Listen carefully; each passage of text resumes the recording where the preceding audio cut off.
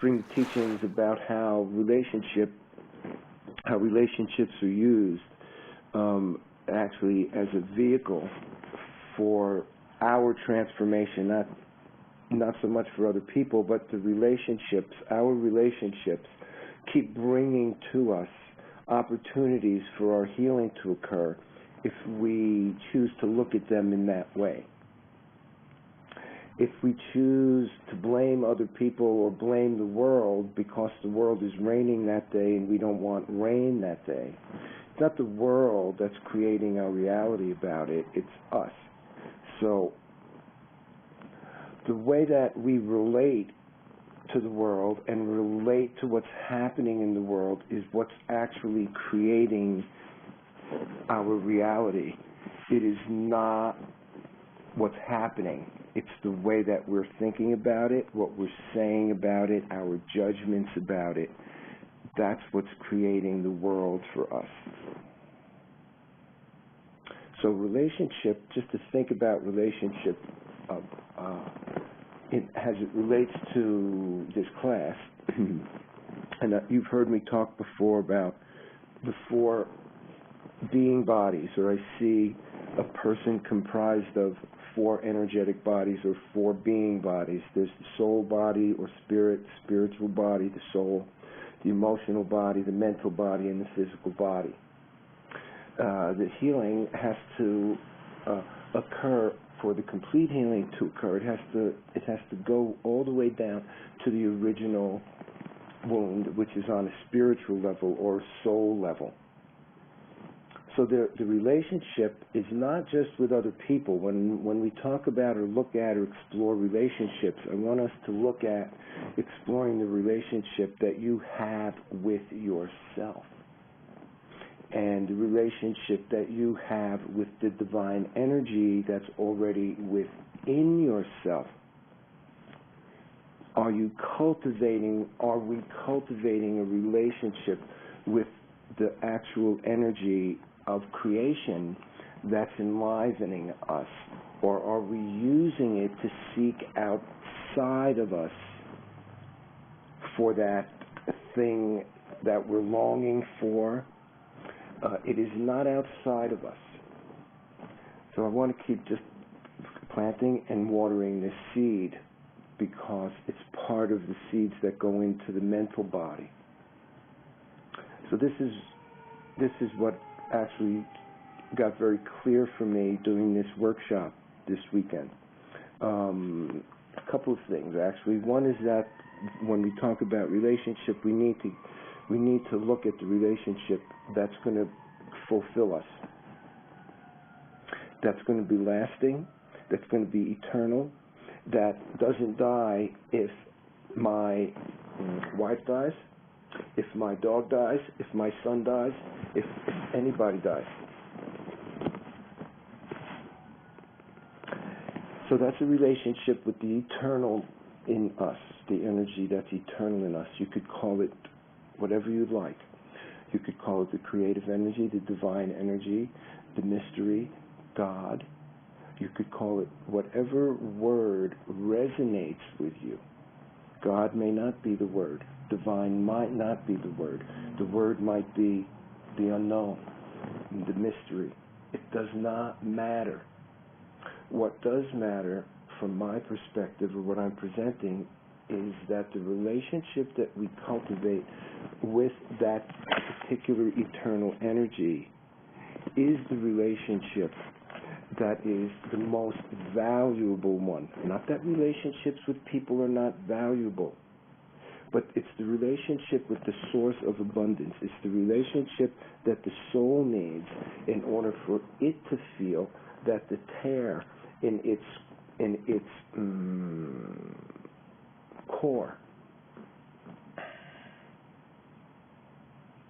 which is the disconnection from the divine energy that created it, when it gets embodied, to reconnect to that relationship that was broken, is a really an essential relationship to start to think about cultivating. So I'm just presenting this because if this is about healing, and there's no more healing relationship to have than the one with the Creator, with the one with the unknown, with the mystery, and it's in you. I invite people to explore that relationship through this practice with stillness, through stillness meditation.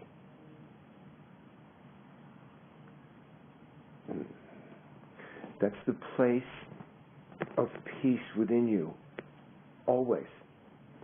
In the midst of that tornado was not peaceful. It was perfectly peaceful in its perfect manifestation of its Creator's force and energy.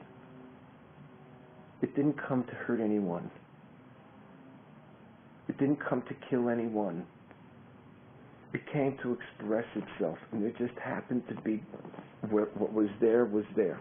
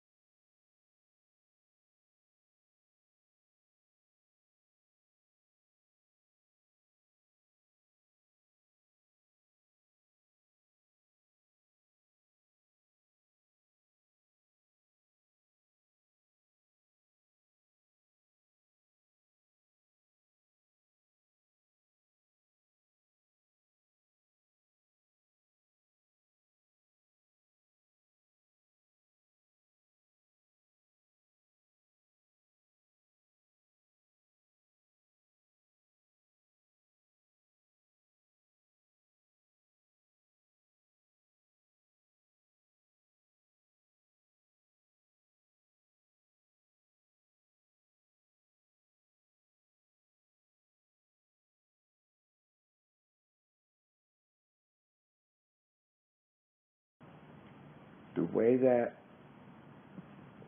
your conscious choice maker, we call it the conductor, we call it the light of consciousness that takes an active part, makes conscious choices, the aspect of your consciousness. There needs to be an aspect of this consciousness that's us that actually makes conscious choices.